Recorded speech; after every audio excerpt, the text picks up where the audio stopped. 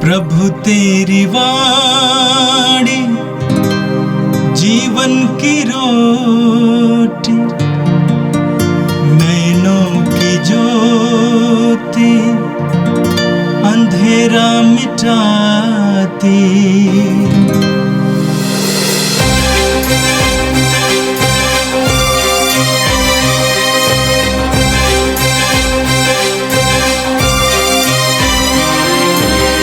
प्रभु तेरी वाणी जीवन की रोटी, नैनों की ज्योति अंधेरा मिटाती।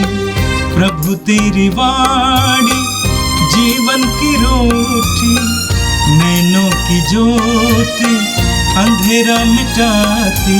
वाणी वाणी वाणी वाणी वाणी पवित्र है, शाश्वत है, जीवन का मन्ना है।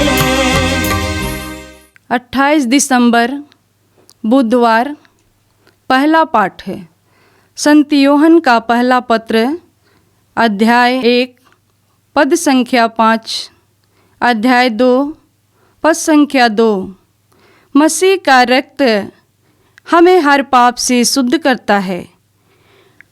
हमने जो संदेश यीशु मसीह से सुना है और तुम लोगों को भी सुनाते हैं, वह यह है, ईश्वर ज्योति है और उसमें कोई भी अंधकार नहीं।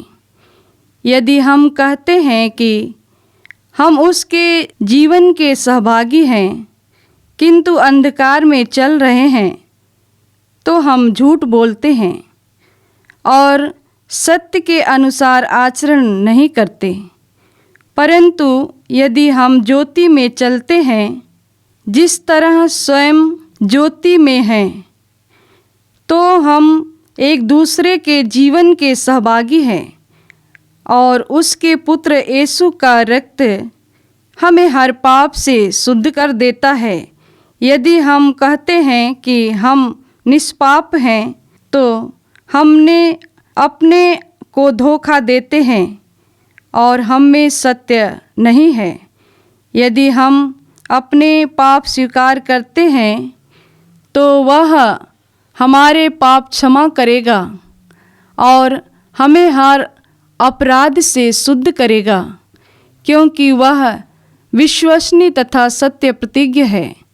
यदि हम कहते हैं कि हमने पाप नहीं किया, तो हम उसे झूठा सिद्ध करते हैं और उसकी सच्चाई हम में नहीं। बच्चों, मैं तुम लोगों को यह इसलिए लिख रहा हूँ कि तुम पाप न करो, किंतु यदि कोई पाप करे तो पिता के पास हमारे एक सहायक विद्यमान है, अर्थात धर्मात्मा यीशु मसीह। उन्होंने हमारे पापों के लिए प्रायश्चित किया है और न केवल हमारे पापों के लिए बल्कि समस्त संसार के पापों के लिए भी। यह प्रभु की वाणी है। संत मत्ती के अनुसार पवित्र सुसमाचार अध्याय 2 वाक्य 13 से 18 तक। उनके जाने के बाद प्रभु का दूत यूसुफ को स्वप्न में दिखाई दिया और ये बोला, उठिए, बालक और उसकी माता को लेकर मिस्र देश भाग जाइए, जब तक मैं आपसे न कहूं वहीं रहिए, क्योंकि हेरोद मरवा डालने के लिए बालक को ढूंढने वाला है। यूसुफ उठा और उसी रात बालक और उसकी माता को लेकर मिस्र देश चल दिया। वह हेरोद की मृत्यु तक वहीं रहा, जिससे नबी के मुख से प्रभु ने जो कहा था वो पूरा हो जाए, मैंने मिस्र देश से अपने पुत्र को बुलाया। हेरोद को यह देखकर बहुत क्रोध आया कि ज्योतिषियों ने मुझे धोखा दिया है। उसने प्यादों को भेजा और ज्योतिषियों से ज्ञात समय के अनुसार बेतलहम और आसपास के उन सभी बालकों को मरवा डाला जो 2 वर्ष के या और भी छोटे थे। तब नबी यिर्मयाह का यह कथन पूरा हुआ, रामा में रुदन और दारुण विलाप सुनाई दिया। राखेल अपने बच्चों के लिए रो रही है और अपने आंसू किसी को पहुंचने नहीं देती, क्योंकि वे अब नहीं रहे। यह प्रभु का दिव्य सुसमाचार है। ख्रिस्त प्रभु की जय। मेरे प्रिय भाई और बहनों, हम क्रिसमस काल में हैं, प्रभु के जन्म के आनंद में हैं। आज हम प्रभु यीशु के कारण मार डाले गए उन अबोध बच्चों, उन शहीदों का पर्व मनाते हैं, उनके बलिदान को याद करते हैं। आपने सुसमाचार में सुना, मत्ती के सुसमाचार के अध्याय 2 में, कि प्रभु यीशु के जन्म के समय एक अनोखा तारा आसमान पर उदित हुआ और 3 ज्योतिषी पूरब देशों से उस तारे का अनुगमन करते हुए यरूशलेम पहुंच गए। यरूशलेम पहुंचने पर वे राजा हेरोद के दरबार में गए और कहा कि हमने एक अनोखे तारे को देखा है जिसका इशारा यह है कि कोई राजा जन्म लिया है, वो कहाँ है। राजा हेरोद ने लोगों से पता लगाया और उनको बेतलहम भेज दिया और राजा ने उनसे कहा कि आप वापस आकर मुझे बताएं कि उन्होंने कहां जन्म लिया है, मैं भी जाकर उसकी आराधना करना चाहता हूं। मार्ग में स्वर्गदूत ने उन ज्योतिषियों से कहा कि आप उस मार्ग से वापस न लौटें जिस मार्ग से आए, बल्कि दूसरे मार्ग से वापस लौटें। और उन्होंने स्वर्गदूत का अनुसरण किया। ज्योतिषियों को ना देखने पर राजा हेरोद क्रोधित हुआ। उसको लगा कि उसको धोखा दिया गया है और उस क्रोध में आकर उसने बेतलहम और आसपास के गांवों के 2 साल और उससे कम उम्र के सारे बच्चों को मार डालने का आदेश दिया। आज के सुसमाचार में आपने सुना। इस बीच स्वर्गदूत ने यूसुफ से कहा कि मरियम और बच्चे को लेकर मिस्र देश भाग जाओ, क्योंकि हेरोद उसको मार डालना चाहता है। यीशु के कारण मार डाले गए उन अबोध बच्चों को आज हम याद करते हैं और उनके बलिदान को हम याद करते हैं। आज का पर्व हमारे लिए बहुत ही सामयिक पर्व है, बहुत ही महत्वपूर्ण पर्व है।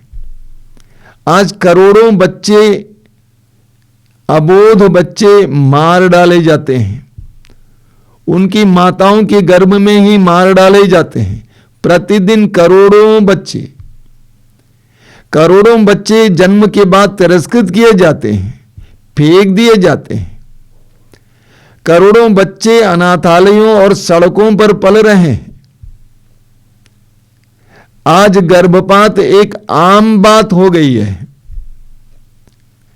लोगों के दिल में तनिक भी अपराध बोध नहीं है। लोग अपने अपराध को छिपाने के लिए गर्भपात करते हैं, अंधविश्वास में पड़कर यह समझकर कि उसके गर्भ में जो बच्चा हुआ अपशकुन है, मार डालते हैं। अपने सुख को बनाए रखने के लिए यह सोचकर कि एक बच्चा और आ जाएगा तो हमारा सुख छिन जाएगा, उसको मार डालते हैं। ये पता लगने पर कि गर्भ में जो बच्चा है वो लड़की है, उसको मार डालते हैं। यह जानने पर कि उसके गर्भ में जो बच्चा वो अपंग है, उसको मार डालते हैं। संतानों की संख्या कम रखने के लिए बच्चों को मार डाला जाता, गर्भपात किया जाता है। गर्भपात एक अपराध है। ईश्वर ने हमें 10 नियम दिया है, उसमें से 5वां नियम है मनुष्य की हत्या नहीं करना। मनुष्य की हत्या नहीं करना। उत्पत्ति ग्रंथ के अध्याय 9 उसके वाक्य 6 में हम पढ़ते हैं, प्रभु का वचन कहता है, जो मनुष्य का रक्त बहाता है उसका रक्त दूसरे मनुष्य द्वारा बहाया जाएगा, क्योंकि ईश्वर ने मनुष्य को अपना प्रतिरूप बनाया है। कई परिवारों में अशांति का कारण और अन्य प्रकार की समस्याओं का कारण है गर्भपात, बच्चों की हत्या। हम पढ़ेंगे यिर्मयाह नबी के ग्रंथ के अध्याय 1 वाक्य 5 में प्रभु कहते हैं, माता के गर्भ में तुम्हें रचने से पहले ही मैंने तुमको जान लिया। माता के गर्भ में रचने से पहले ही मैंने तुमको जान लिया। तुम्हारी मां के गर्भ में तुम्हारे आने से पहले ही मैंने तुम्हें जान लिया, यानी मेरी योजना का तू हिस्सा है। यिर्मयाह नबी अध्याय 29 वाक्य 11 में प्रभु कहते हैं, तुम्हारे लिए निर्धारित योजनाएं मैं जानता हूं, तुम्हारे हित की योजनाएं, तुम्हारे अहित की नहीं, तुम्हारे लिए आशामय भविष्य की योजनाएं। हर बच्चे के जन्म से पहले ही ईश्वर की उसके लिए एक योजना होती है। गर्भपात के द्वारा, भ्रूण हत्या के द्वारा हम उस योजना को तोड़ देते हैं, उसको बर्बाद करते हैं। क्या हमें मालूम है उन बच्चों में से कितने लोग महान बनते, समाज के कल्याण के लिए कार्य करते, समाज के उद्धारक होते, अच्छे अच्छे डॉक्टर होते, समाज सेवी होते, धर्म गुरु होते, धार्मिक अगुवा होते। हम नहीं जानते हैं, अपराध करते हैं। स्तोत्र 127 उसके वाक्य 3 में हम पढ़ेंगे, बहुत जबरदस्त वचन है। पुत्र प्रभु द्वारा दी हुई विरासत है। पुत्र प्रभु द्वारा दी हुई विरासत है। संतति प्रभु द्वारा प्रदत्त पारितोषिक है। संतति प्रभु द्वारा प्रदत्त पारितोषिक है, प्रभु के द्वारा दिया गया पारितोषिक है। जीवन ईश्वर का वरदान है। आज इस संसार में कितने दंपति जो निसंतान है, एक संतान के लिए रोते हैं, प्रार्थना करते हैं। जीवन ईश्वर का वरदान है। क्या आपने कभी सुना है कि संसार में कोई ऐसी फैक्ट्री है जहां पर खून का उत्पादन होता है? क्या आपने कभी सुना है कि संसार में कोई ऐसी फैक्ट्री है जहां पर जीवन तत्व का उत्पादन होता है? ये ईश्वर का वरदान है। और विशेष करके उन बच्चों को मार डालना जो मां के गर्भ में है, जो निहत्थे हैं, जिनके पास अपने को बचाने के लिए कोई औजार नहीं है, अपराध है। आप एक चींटी को मारने जाते हैं तो कितना चींटी अपनी जान बचाने के लिए भागने का प्रयास करती है। आप एक जानवर को मारने जाते हैं तो अपनी जान बचाने के लिए जानवर कितना परिश्रम करता है। उसी तरह जब एक शिशु को जो गर्भ में है मारने के लिए प्रयास किया जाता है, वो भी गर्भ में भागता है, दौड़ता है अपने को बचाने के लिए। संसार में बहुत सारे ऐसे डॉक्टर्स हैं जिन्होंने गर्भपात कराया है, लेकिन उसकी फिल्म देखने के बाद उन्होंने ये कार्य छोड़ दिया है। उन्होंने स्वीकार किया है कि हमने अपराध किया है। आज का ये त्योहार हमारे लिए एक बहुत बड़ी चुनौती लेकर आता है। संसार के सामने एक सवाल खड़ा करता है, जब तुम जीवन नहीं दे सकते तो तुम जीवन क्यों लेते हो? प्रभु यीशु के जन्म के समय, जन्म के बाद बेतलेहम और आसपास की जगह के अबोध बच्चों को मार डाला गया था। हम उन बच्चों को याद करते समय, उन बच्चों के बलिदान को याद करते समय संसार भर के सभी मनुष्यों के लिए प्रार्थना करें। सबसे पहले प्रार्थना करें कि उनको पाप बोध दें, पाप का ज्ञान करा दें। हम प्रार्थना करेंगे कि गर्भपात बंद किए जाएं। सरकारों को ऐसा विवेक दें कि वे गर्भपात बंद करें, बंद कराएं। और हम प्रार्थना करेंगे संसार भर के उन अनाथ बच्चों के लिए जो तिरस्कृत किए गए हैं उनके मां बाप के द्वारा। आइए हम प्रार्थना करें। प्रभु यीशु धन्यवाद देते हैं आज के इस त्योहार के लिए, इसके द्वारा जो संदेश हमें मिल रहा है उसके लिए धन्यवाद देते हैं। आज इस समय संसार भर के सभी लोगों के लिए हम प्रार्थना करते हैं कि हमारे अंतःकरण को जगा दीजिए, हमें जीवन के प्रति सम्मान और आदर दीजिए, हमें सत्य को जानने की कृपा दीजिए कि तू ही जीवन देता है, इसीलिए हम जीवन को ले नहीं सकते। हम प्रार्थना करते हैं उन अनाथ बच्चों के लिए जो अनाथालयों और सड़कों पर पल रहे हैं, उन पर दया कीजिए। अपने अनंत प्रेम से उन्हें प्रेम दीजिए, उनका ख्याल कीजिए, उनका संरक्षण कीजिए। ए प्रभु यीशु, इन वचनों को सुनने वाले मेरे भाई बहनों को आशीर्वाद दीजिए। वे जहां कहीं भी हों, आज उनको तेरी आशीष मिले, तेरे विशेष संरक्षण का अनुभव मिले। हमारी इस प्रार्थना को ग्रहण कर, आमीन। प्रभु तेरी वाणी जीवन की रोटी, नैनों की ज्योति अंधेरा मिटाती। वाणी वाणी वाणी वाणी